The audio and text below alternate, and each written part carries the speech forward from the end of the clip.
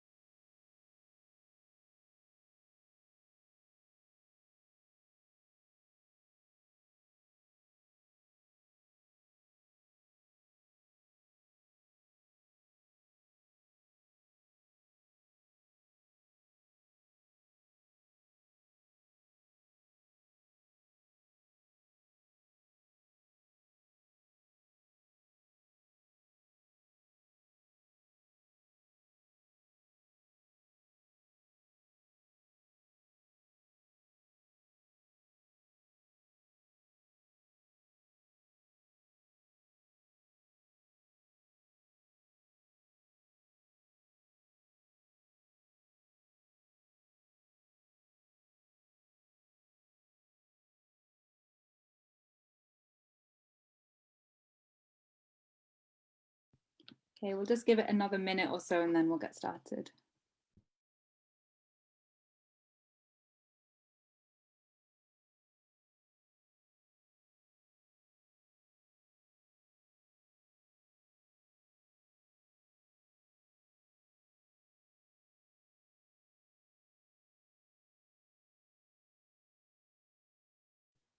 Okay, so hi everyone and welcome again to the webinar on credit cards.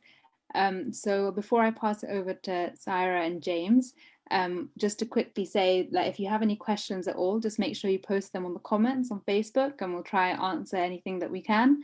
If you think of anything afterwards, you can always feel free to email us. But otherwise, we will get started. So I'll pass it over to Sarah now.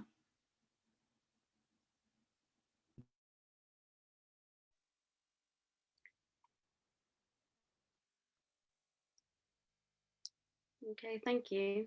James, do you want to have a quick word before we start? Yeah, sure. So yeah, last week we had a really good seminar with loads and loads of questions for both Syra and Ibrahim, which made it even more interesting than it usually is.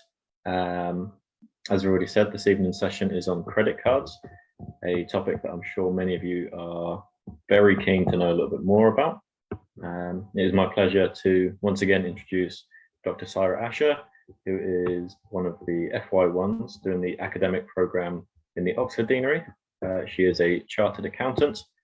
Take it away, Syra. Thank you. Okay, here goes.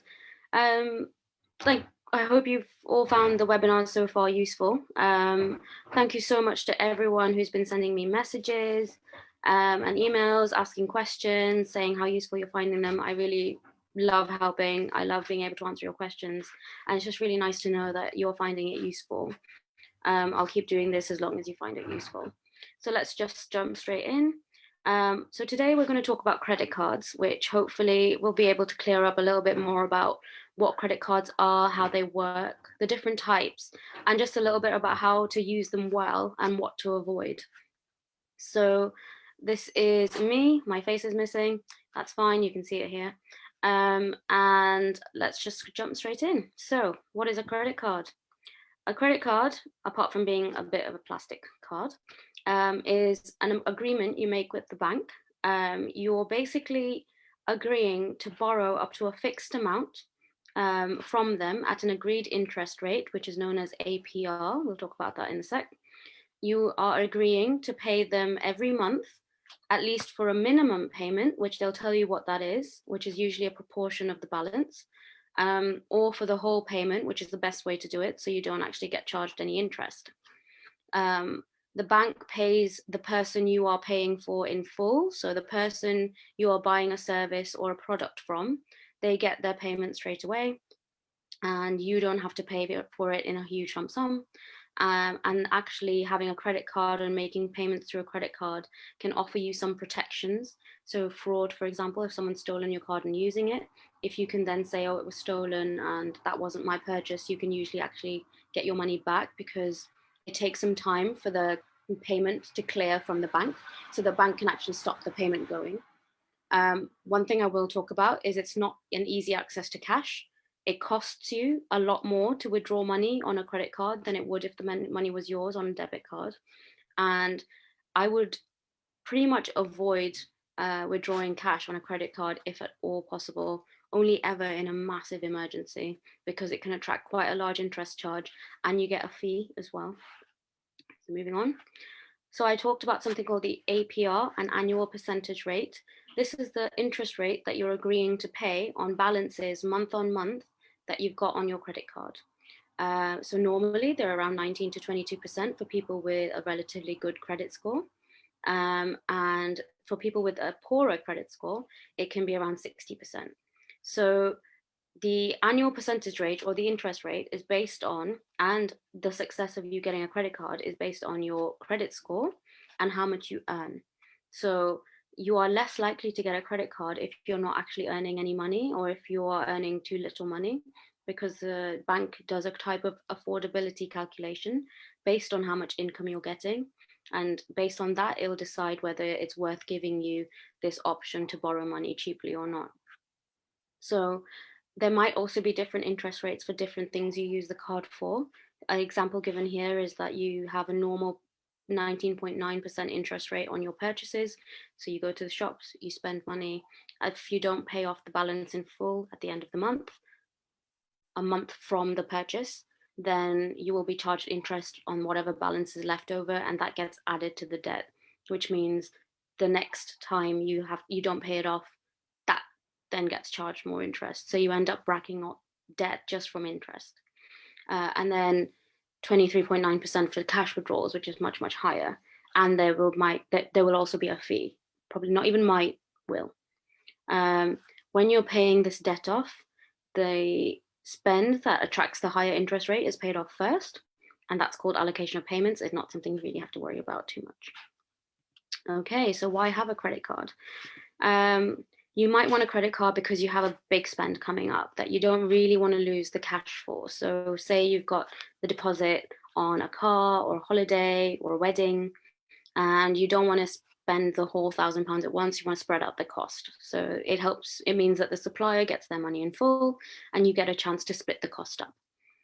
It can work as a safety net. So this is actually why I use a credit card. So in case I ever have any unforeseen expenses and I don't have enough cash available at the time, I can use the credit card to just cover me until I can make the cash available, either from a savings account or trying to figure out, maybe asking my parents for some money if I can. So there it's there as a safety net. And then the other thing is, having a credit card, regularly using it and paying it off in full really quickly builds your credit score up well.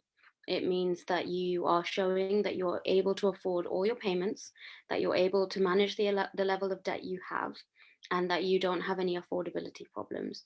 So having a credit card that has a small balance, say £500, which is quite common for a student credit card, doing your weekly shop on it for food, and then having a direct debit set up so that you pay it off pretty much at the end of whenever your billing period is, means that you don't incur any interest on it and you are building up your credit score. Types of credit cards. So there are lots of different types. I've only mentioned a few main ones here, but I've actually, in the article on mindthebleep.com, I've included a few more, and I've included some resources where you can go and look at these specific cards as well. So we've got basic credit card, which I'll tell you a little bit about, and then you've got special credit cards, which are about balance transfers and purchases. Reward credit cards, these are your Amexes. Store cards, which no one really uses anymore. This is when like Debenhams and House of Fraser and things like that, they were like department stores were big. That's when store cards used to be in their element. And then the Allrounder. So we'll go through each of them. So first of all, the basic credit card. This is your bog standard bundle. This credit card gives you a limit, let's say £500. You can spend up to £500 on your card at any time.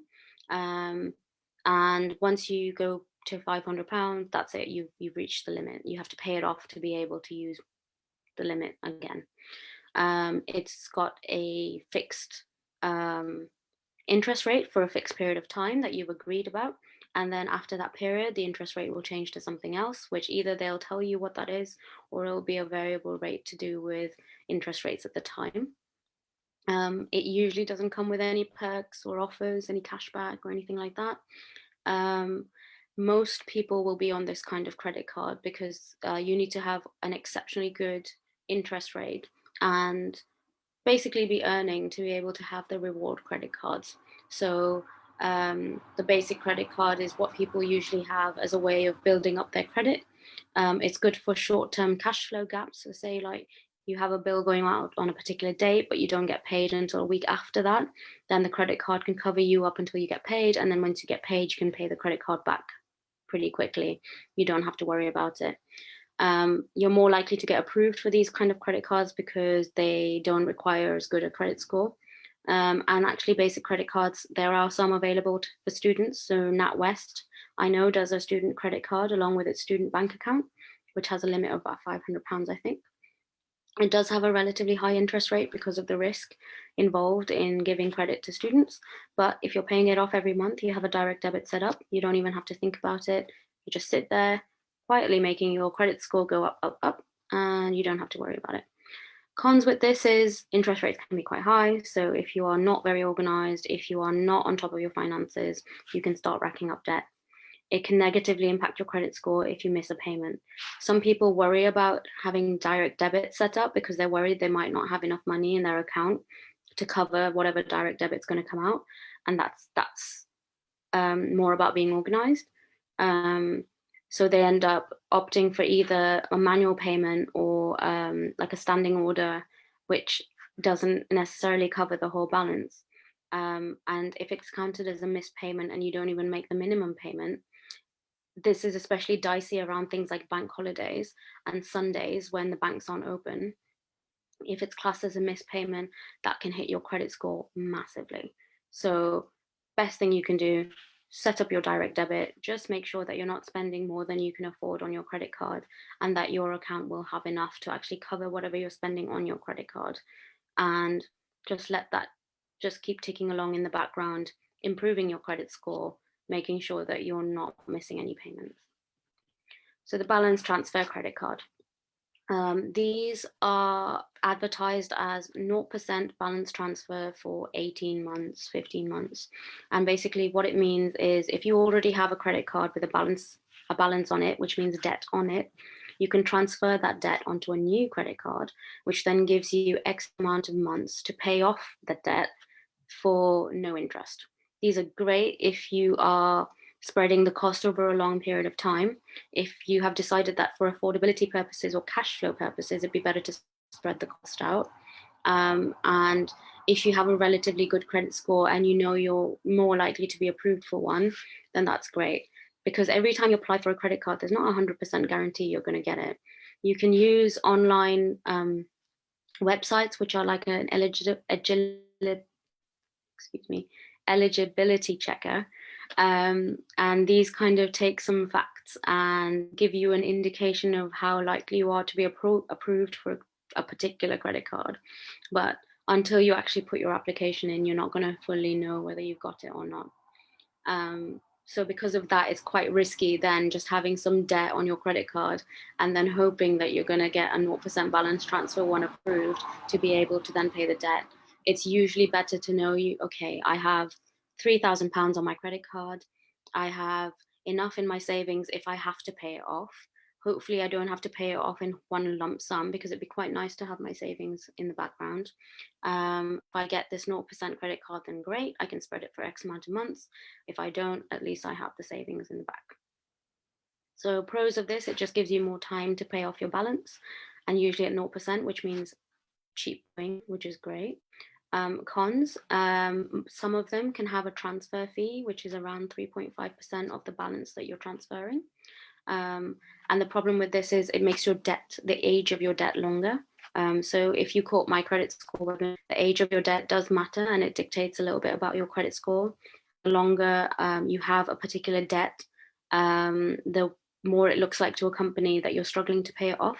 So you need your debt to be not old.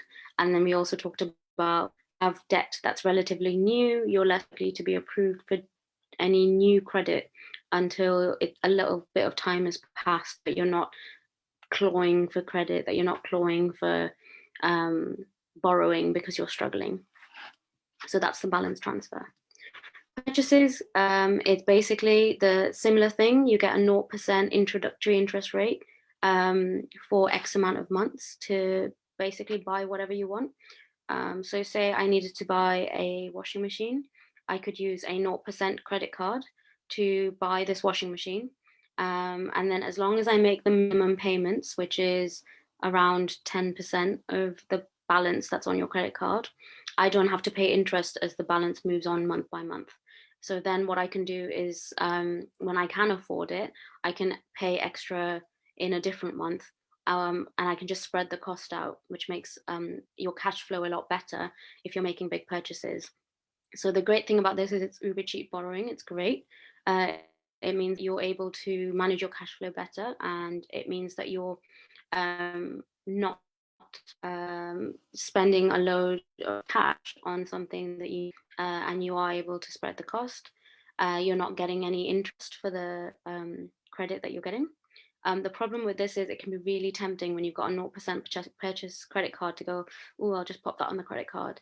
I've got that on the credit card. And then it comes to coming towards the end of your period of 0%, and you have not got enough to actually pay off the balance. So you have to be really careful with these, that you're not overzealous with the way you use it and you are using it for the right reason. Rewards credit cards. So a lot of credit cards, so the ones with Tesco, M&S and Sainsbury's, for example, give you Nectar points or Club Card points for all your purchases. So you get more points if you shop with them, you get less points if you shop with somewhere else. And then you can use those points for money off in store. Amex gives you flyer miles, so you can use their points towards buying flights for holiday. I know a lot of people who travel a lot with work will use Amex card because they're accepted abroad, and then use that to buy their own holiday, which is great. And then some cards can give you cashback as well. I understand Amex does a 5% cashback card at the moment. For these kinds of cards, you need to have a good credit score, because why would they reward you for you borrowing their money if they didn't think you could afford to pay them back and take advantage of the cards?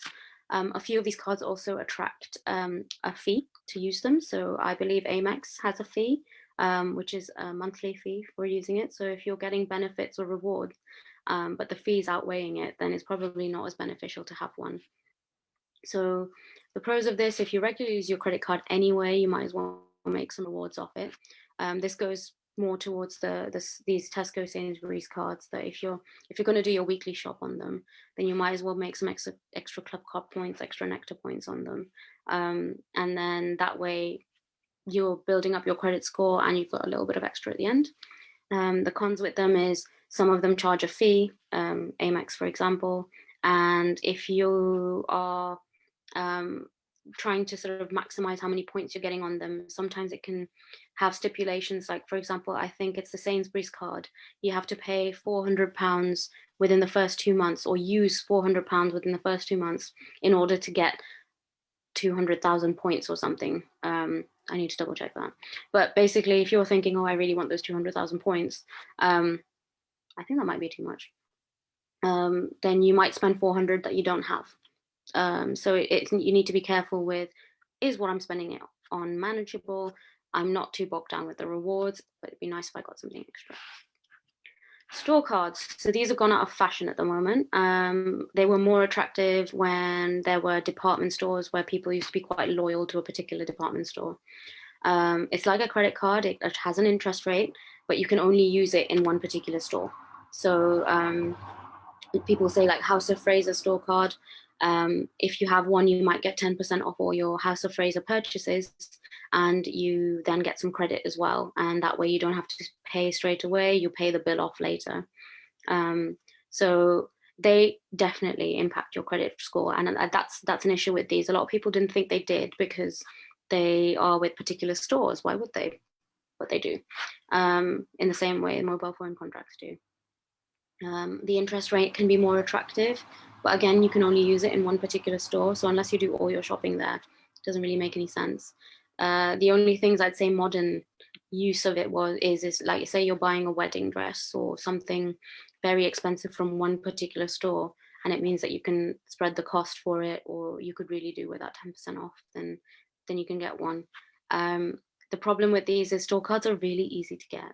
Like, they are such an attractive thing when you get applied by them. For example, if you've ever bought on Amazon, I'm sure you've seen the advertisements for like applying for an Amazon credit card and you get 10% off or whatever. Like, they're just too easy to get, and because of that, you end up racking up debt that you don't really need to rack up, and it's stuck with a particular store as well.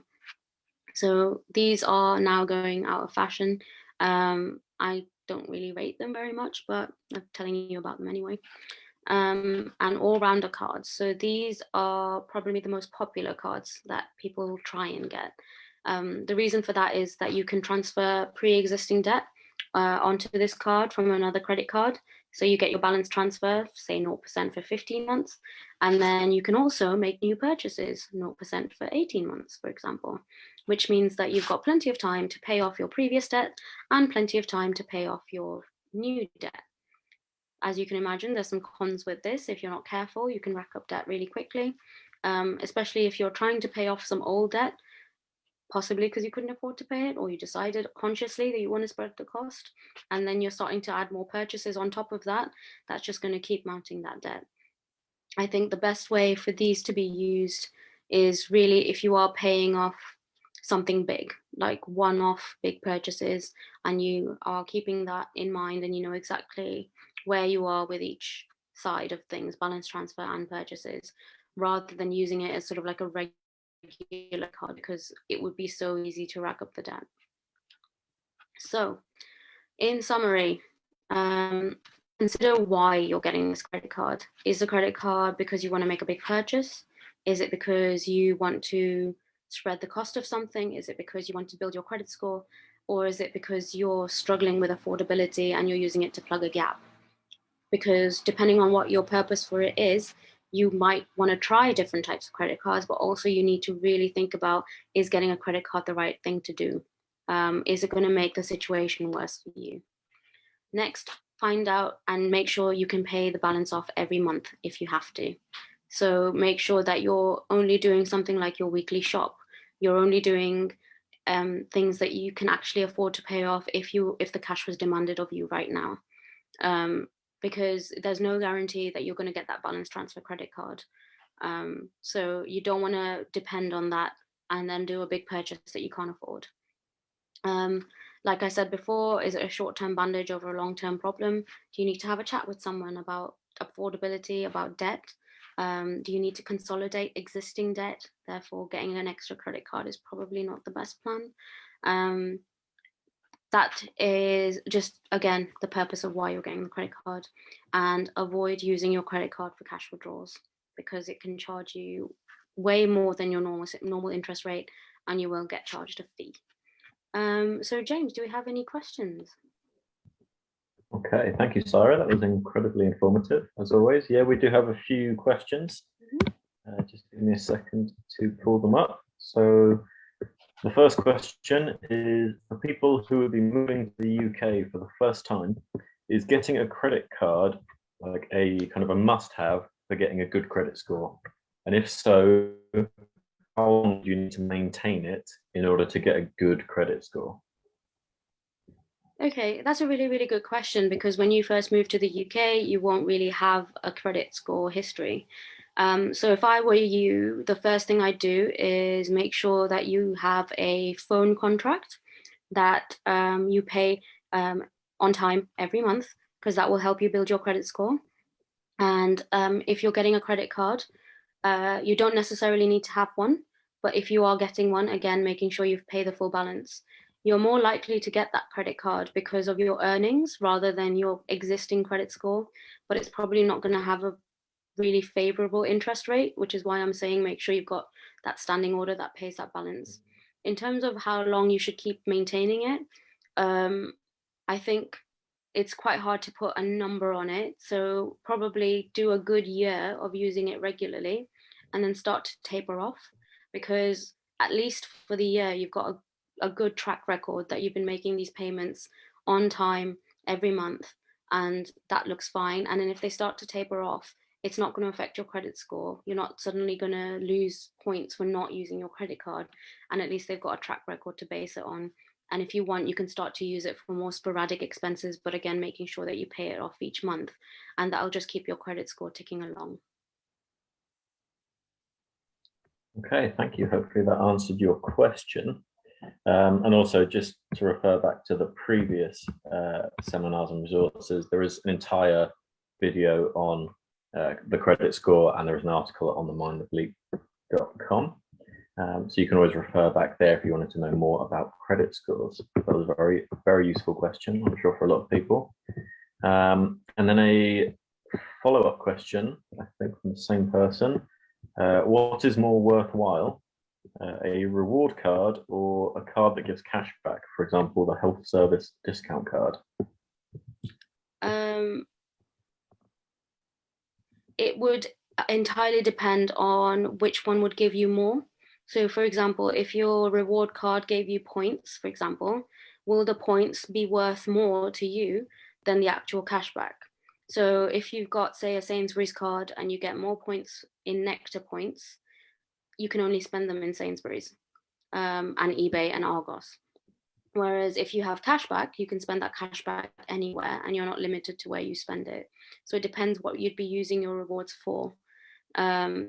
So for example, just based on that, I personally would probably go for the cashback, because then it wouldn't limit me to where I'd spend it. But if you're getting more for points and you do your shop there anyway, it might not be such a bad idea to go for the points. So it's basically just having a think about what's your use, how often are you going to use it, what are you going to get out of both of them, and which one's going to meet your needs more. Okay, yeah, that definitely makes sense. And then another question has just popped up from Azada. So what goes into a credit score history? So I'm not going to go through all of that at the moment. What I'm going to do is ask you to have a watch of the credit score webinar, which is live on Mind the Bleep, and also have a look at the article. If you're still stuck after that, please feel free to drop me a message and I'll be happy to clarify anything up. But I've gone through credit scores in quite a lot of detail on those webinars. So it might help to watch that, because it'll give you a clearer picture in a lot of a less rushed way, which might help you. No, absolutely. Yeah, definitely check out those resources. Another question. So again, relating to building up a credit score, is there any advantage of having either a bigger limit that you pay off every month, or having, for example, multiple credit cards? That's a really, really good question, because a lot of people tend to get multiple credit cards when they don't have a big enough limit. So I think personally it depends on the terms of your credit card. So say if you've got a really good, say you've got 0% purchases for 18 months, that's an excellent credit card. It's giving you free borrowing for 18 months, brilliant. If you can fit all of the spend that you need to fit in the limit that they're giving you, then great, stick with it. You don't really need more credit cards. If you don't have enough limit and you feel like I really need more borrowing because I'm maxing out this credit card, you're obviously going to think about getting more credits. But all of that will count towards your total debt. So whether you've got £5,000 on one credit card or you've got £1,000 on 5 credit cards each, it still counts as your total debt. £1,000 on 5 credit cards each might be an absolute ball ache to manage. You might have different dates for when all of those finish. You might have different terms on each. If you drop the ball on one of them, you'll incur interest. It depends on how organized you are and how helpful it is for you to have that. That saying, there might not be a lot of choice that you have in the limit. So for example, if you're only being given a certain limit and they're not willing to budge over that, you might have no choice but to get another credit card. All I can say in that sense is just stay on the ball, make sure you're organized, make sure that the terms, whatever that they are, you're meeting them, and that you are not incurring any or more interest than you have to. Okay, that will make sense. And then a few more comments coming in. So Azadar says, thank you for your response. So I would assume that she is going to go check out those resources. We then have another question. How easy is it to close a credit card account? Super easy. So most banks are app-based now, and most of them, well, they all have a function where you can message through the app, and that's secure messaging. And basically, when you want to close the credit card, you have to make sure that you've paid it all off. There's a zero balance on it. And then you just drop them a message saying, I'd like to close this credit card, please. And most of them will just go, okay, no problem. You've done it through the secure app. You are who you say you are. We'll close it for you. First Direct, I believe, will probably ask you to give them a call, just because they tend to do a lot more stuff over the phone. But it's just a case of, I don't need it anymore. I have never encountered anyone trying to convince me not to. I think I don't know whether the question's based on, will they make it a massive faff for you to leave, like when you're trying to change phone providers and things like that. Not at all. It is just one of those where if you no longer need it, it's best not to have it, because it sits on your credit file and you don't want it to. Okay, thank you. Hopefully that alleviates some of your worries, Ayong. Another question is coming from Neka. So do you think a credit card is a must-have in order to build a good credit score? I did for a little while, and then my mind got changed. So it turns out you don't actually need a credit card to build a good credit score. You need a good track record of paying off credit, which means any source of credit. Your mobile phone contract is a really easy one. I keep banging on about that one. If you lease a car, if you have got finance with Apple, for example, if you bought a laptop from them and decided to spread your payments, that's credit. Mortgages. So anywhere that you've borrowed money will be on your credit file. And as long as you pay it off on time, without any delays, you will be building yourself a credit score. And the other thing, which I would implore you to watch the webinar, is about making sure that your address is up to date and you are registered on the electoral register for that address. Because if you are, then it means that you are reliable. It means that you are you have a settled base, and that's going to improve your credit score as well. Okay, perfect. Ayong says thank you for the previous reply. No more questions coming in at the moment, but I will keep an eye on it once the seminar has finished. And as we said before, you're more than welcome to send kind of a message or an email in, and Sarah will try and address those questions. Just before we wrap up, just wanted to remind everyone to please give us some feedback. We've really appreciated all the responses we've had so far. And it's been really useful. And I know Sarah goes through all of it before making each new seminar. Other than that, I think we are all finished. So thank you very much, Sarah. That was really good. Okay, thank you so much, everyone, for listening.